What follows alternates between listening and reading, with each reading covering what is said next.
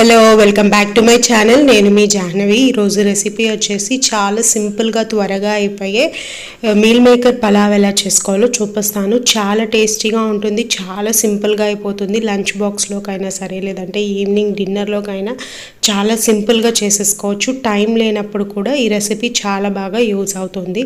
త్వరగా 20 to 30 మినిట్స్లో అయిపోతుంది. దీనికోసం ముందుగా స్టవ్ మీద వాటర్ పెట్టేసుకొని ఒక కప్పు మీల్ మేకర్ని యాడ్ చేసుకొని 5 మినిట్స్ అలా బాయిల్ అవ్వనిచ్చి స్టవ్ ఆఫ్ చేసి పక్కన పెట్టేసుకోవాలి. అది పూర్తిగా చల్లారిన తర్వాత వాటర్ అంతా స్క్వీజ్ చేసుకొని రెడీగా పెట్టుకోవాలి. మీల్ మేకర్ని స్టవ్ మీద ప్రెషర్ కుక్కర్ పెట్టేసుకొని దాంట్లో 3 టేబుల్ స్పూన్ల ఆయిల్ వేసుకోవాలి. బిర్యానీ మసాలా దినుసులను అన్నిటినీ యాడ్ చేసుకోవాలి. మీ దగ్గర ఏవైతే అవైలబుల్లో ఉంటాయో మసాలాలు వాటిని యాడ్ చేసుకోండి. 2 పెద్ద సైజు ఉల్లిపాయల్ని పొడుగ్గా కట్ చేసుకొని యాడ్ చేసుకోవాలి.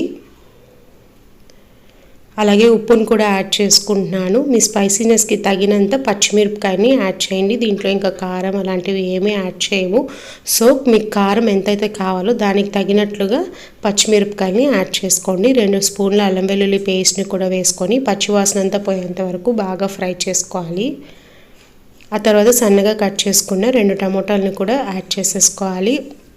అలాగే కొత్తిమీర పుదీనాను కూడా సన్నగా చాప్ చేసుకొని యాడ్ చేసేసుకోవాలి. 1 స్పూను గరం మసాలాను కూడా యాడ్ చేసుకోవాలి. గరం మసాలా లేదంటే బిర్యానీ మసాలా ఈ రెండిట్లో ఏదైనా ఒకటిని యాడ్ చేసుకోవచ్చు.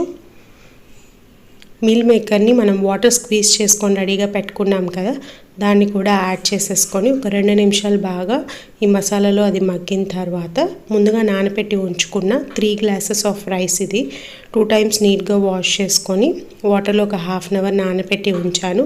వాటర్ అంతా స్ట్రైన్ చేసేసి రైస్ని మాత్రం యాడ్ చేసుకొని 1 మినిట్ అలా బాగా ఫ్రై చేసుకొని ఆ తర్వాత 1 గ్లాస్కి 2 గ్లాసెస్ వాటర్ లెక్కన టోటల్ 6 గ్లాసెస్ వాటర్ని యాడ్ చేసుకోవాలి. ఇది నార్మల్ రైస్ కాబట్టి 6 గ్లాసెస్ యాడ్ చేసుకుంటున్నాము.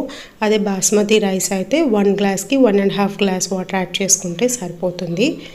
ఒకసారి బాగా మిక్స్ చేసి సాల్ట్ ఏమైనా తక్కువ ఉంటే ఈ స్టేజ్లోనే చెక్ చేసుకొని తక్కువ ఉంటే యాడ్ చేసుకోండి. ఇప్పుడు మూత క్లోజ్ చేసేసుకొని హై ఫ్లేమ్లో 3 విజిల్స్ రానిచ్చి స్టవ్ ఆఫ్ చేసుకొని పూర్తిగా ప్రెషర్ అంతా పోయిన తర్వాత మూత ఓపెన్ చేసుకొని ఒకసారి బాగా మిక్స్ చేసి సర్వ్ చేయడమే. చాలా టేస్టీ సింపుల్ రెసిపీ ఇది. అందరూ తప్పకుండా ట్రై చేయాలి ఈ రెసిపీని. మీల్ మేకర్ హెల్త్కి కూడా చాలా మంచిది. మంచి ప్రోటీన్ ఉంటుంది దీంట్లో. ఎప్పుడైనా టైం లేనప్పుడు, కూరగాయలు ఏమీ లేనప్పుడు ఇంట్లో ఈ విధంగా సింపుల్గా చేసి పెట్టారంటే అందరూ ఇష్టంగా తింటారు. పిల్లలు కూడా చాలా ఇష్టంగా తింటారు. తప్పకుండా ట్రై చేయండి. Thank you for watching. See in the next video.